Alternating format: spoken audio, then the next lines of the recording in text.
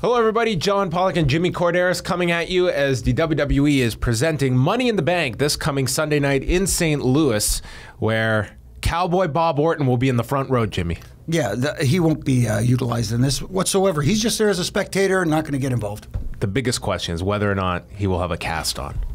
He should. That would see if he's wearing the cast, that's worth the price of admission alone. That would be a great spot if the whole time he's sitting there, because you can't see his arms, and then they do a spot where one of the Singh brothers tries to interfere, and Cowboy Bob nails him in the head with the cast. I love it. I love it. That will get a bigger reaction than any of the ladder spots on the show.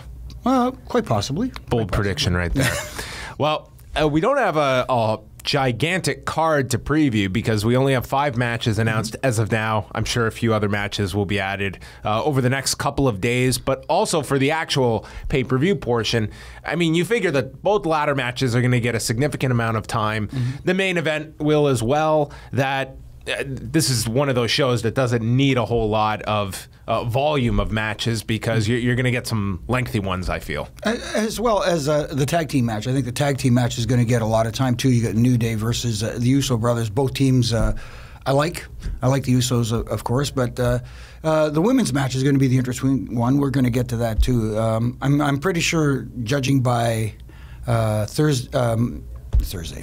I'm thinking Thursday SmackDown. Boy, did I have a bad flashback.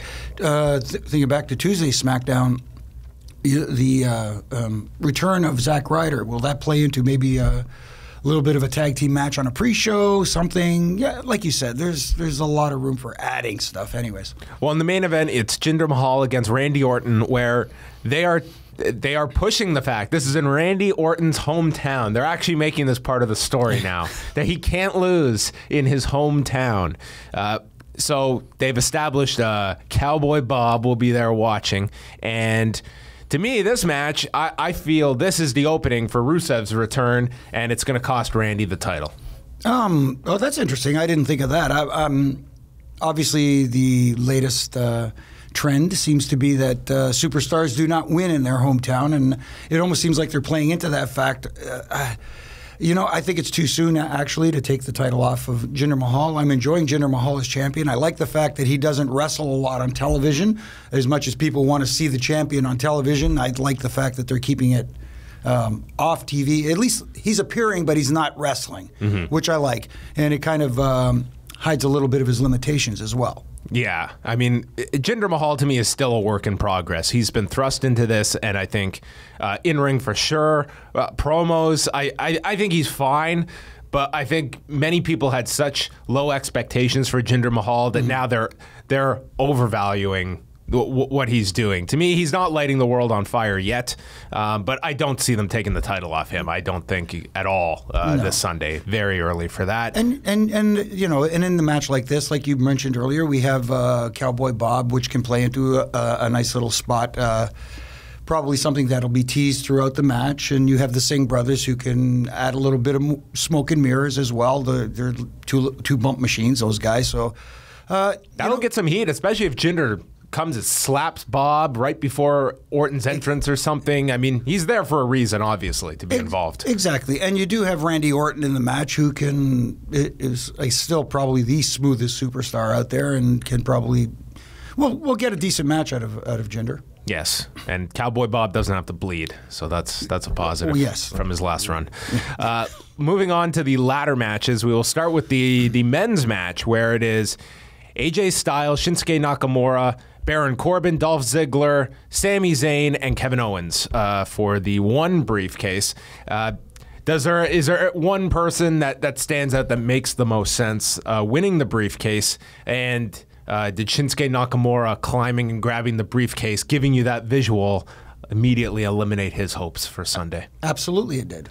Because that's the way it works. The guy holding the briefcase going on the go-home show, sitting on top of the ladder, never wins it. So it almost seems to be setting up for Baron Corbin. I know a lot of people are high on Baron. I am high on Baron Corbin as a future, superstar and a lot of potential. I'm going off the board here. I'm kind of thinking, noticing little things on SmackDown, like for example, Sami Zayn being annoying with all the other baby faces in the locker room, kind of almost makes me think that is there a turn in the future for him?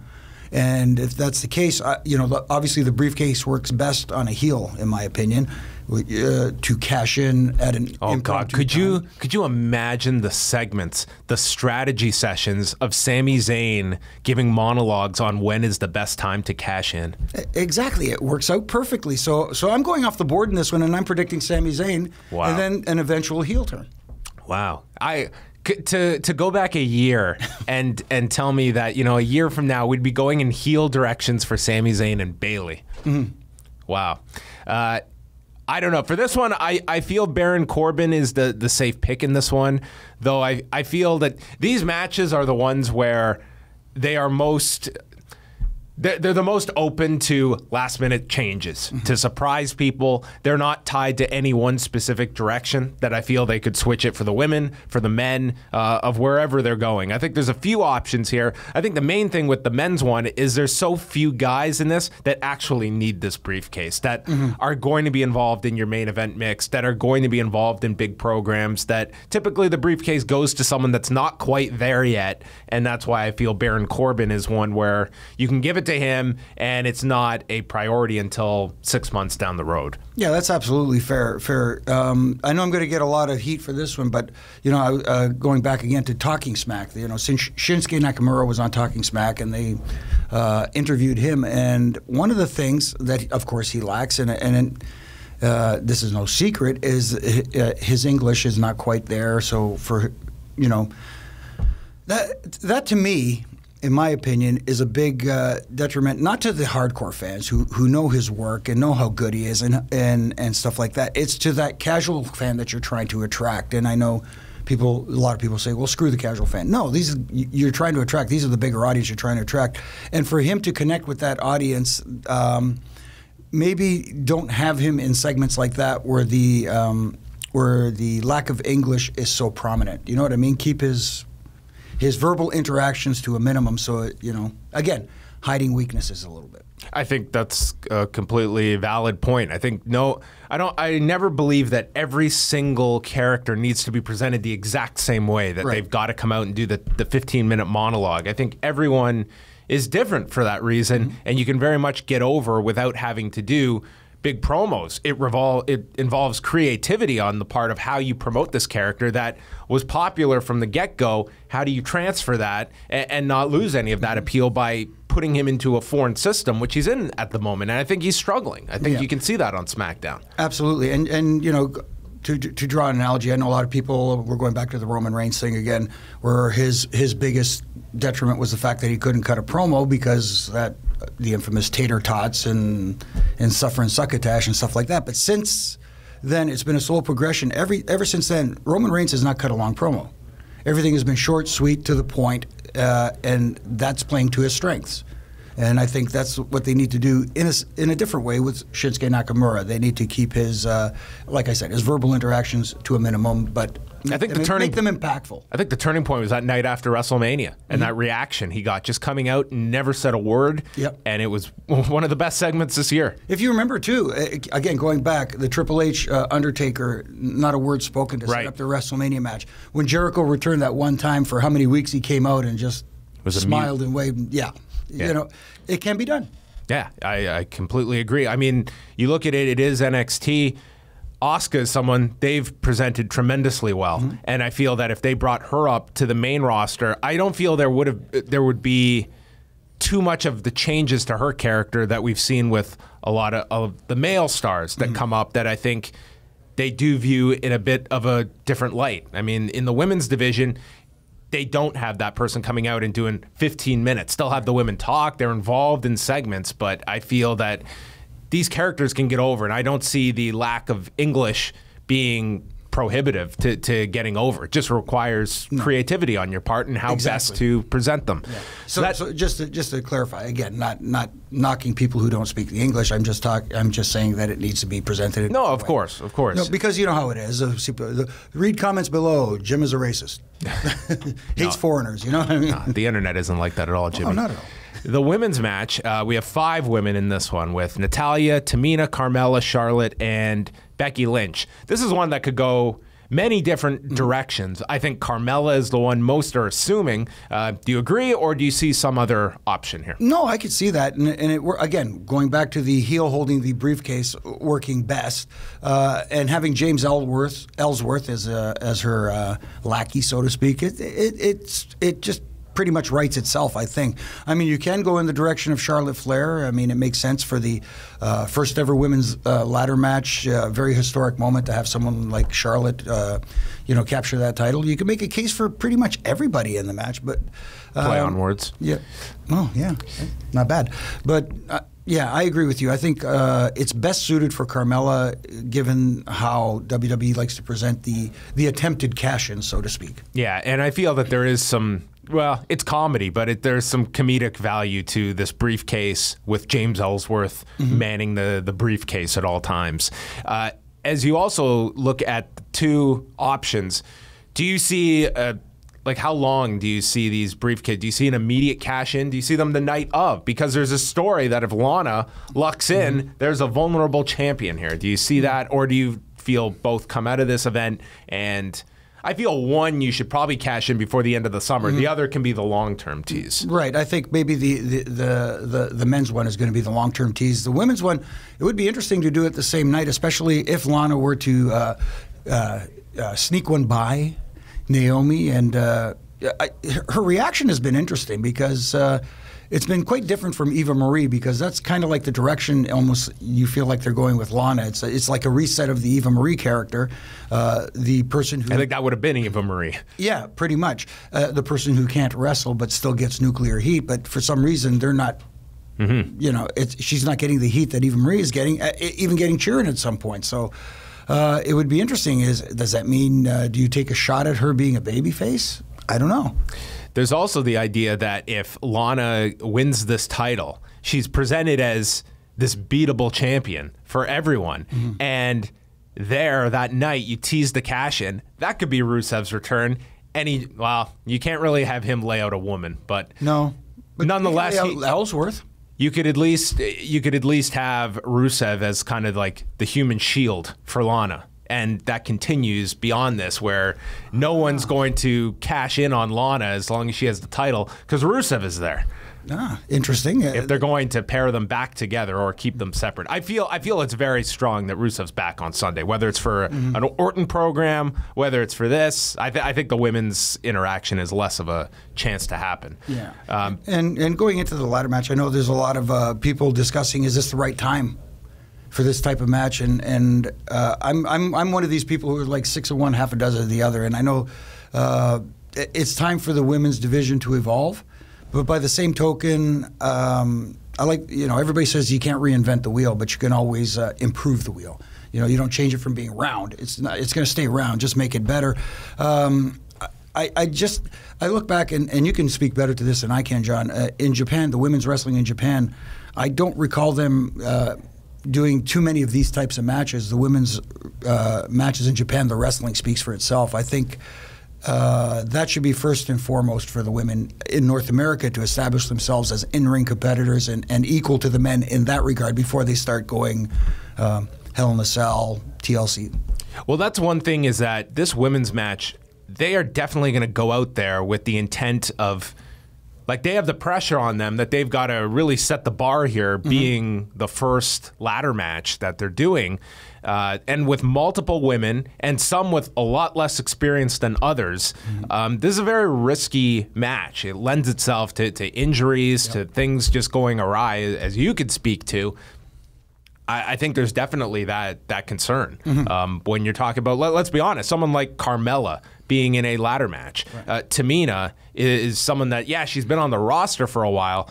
I watched her match on Tuesday, and she was barely staying together for a regular television match. So there's definitely that concern when you're putting a ladder in there with multiple bodies and things you can't predict occurring. And not to say the men as well. I mean, there's... Of course, the same goes there. It's not gender specific, that's as well. Sure. I just feel that the risk quotient is going to be the women are going to be going in there with, I feel, a lot of ambitious ideas because of the spot they're in. Also interesting where they put this match on the card. Because if you are screwing Randy in his hometown, maybe that shouldn't be going on last. It could, but also for historical significance, it wouldn't shock me if they put the women on last. Yeah, that would be interesting, but I could almost sense that like you said, if Randy's getting screwed over in his hometown, not going on last, that to me lends itself to the men's Money in the Bank being the last one, the last match. Lately, the WWE... Especially if you want to do the tease with Lana and Naomi, you would have to put the women's one on early. So yeah, exactly. So in true WWE fashion, in their mindset, the opening match sets the tone and is something. Do you open with a historical match? It's kind of like Monday's segment on Raw. You knew people were going to tune out later, so we put our big program on first. So do we do that Sunday? Maybe. Also on the card, we mentioned Naomi and Lana. I could definitely see a title change here. Yeah. With Lana, I feel that she made her comeback and got a big reaction. Probably not the reaction they were expecting, but yeah, I could definitely see Lana winning this. I think there's a lot more storyline opportunities with Lana, just the undeserving female that comes in and steals this title. Yeah, and I know there have been like offhand references very subtly that she has been secretly training, for her in-ring re-debut. I mean, she already had a match at the a small little show. Yeah, WrestleMania. So, but yeah, I could totally see this happening. Of course, everybody's gonna probably lose their but hey, you know what? It's all about getting reactions, and if this happens, I'm cool with it. I like it. Yeah, this will probably be a very well put together match in the sense that they have probably worked this match out repeatedly with these two and just Lana's level and preparing for this match. Well, she has been going down to the Performance Center, and Naomi happens to live in the Orlando area, so it helps. It helps. And then with the Usos and the New Day for the tag titles. Yeah, I'm expecting a good match. I mean, I really like the Usos in this. I don't know, what would you call them? More like I don't know. How would you describe their characters right now? The Usos? Yeah. Over. Okay, let's go with that. Yeah, I think they've been great since their turn. They feel more natural now, and that's what is connecting, I think, with the audience as well. As heels, they feel more natural in this role. They don't feel as overly produced. It almost feels like they're given a little bit of freedom to go out there and do their own thing on the mic, and it's helped them a lot. And of course, the New Day handles themselves on the mic very well too. The match itself, I'm just interested in which two New Day guys are going to be in the match. Find that out at match time. I guess so. And, it'd be interesting. I don't see a title change happening just yet, but maybe... Did they do the Freebird rule or when they were the Raw Tag Champs? Yes. Oh, okay. So it's nothing new. And, of course, when that eventually happens, they could probably do it on SmackDown as well. Yeah. I think you have the case on SmackDown where you have a very strong team in the Usos, and then you have... I mean, Breezango have definitely... gained something at the moment, but you have a lot of comedy-based babyface teams, and I include the New Day in there as well. I think they lack that alternate team that they can have that really classic feud with. I just don't see that with some of the current crop, and I don't feel they're ever going, or at least for the immediate future, going back to American Alpha, who are just MIA. Yeah. See that? I almost feel they'd be better off at this point. They just moved to Raw, where, man, you would have a Dynamite division there with the Revival, with the Hardys, Cesaro and Sheamus. Like, that's a great tag division, and it would be something fresh for American Alpha, who I just don't feel American Alpha ever got much of a shot. No. I think they went out there. They were given very little in terms of an introduction on SmackDown, and they just seem to have been totally cooled off and non-existent now. See, right from the get-go, they were not presented as a big deal. No. And that's the big thing. As I've called it before, strategic debuting of superstars from NXT. They do it with... Well, of course, Shinsuke Nakamura, and even with Kevin Owens coming out when he debuted, Sami Zayn debuting in Montreal, strategic debuting, it almost felt like, they'll catch on with these guys, just throw them out there, and it doesn't work like that. So that's Money in the Bank. It's coming up this Sunday night, so you can tune in and watch that, and then catch the Law immediately afterwards at 11 p.m. Eastern Time. We'll have a full rundown of the show with Jason Agnew, Dan Lavransky, and myself, plus Dave Meltzer will stop by.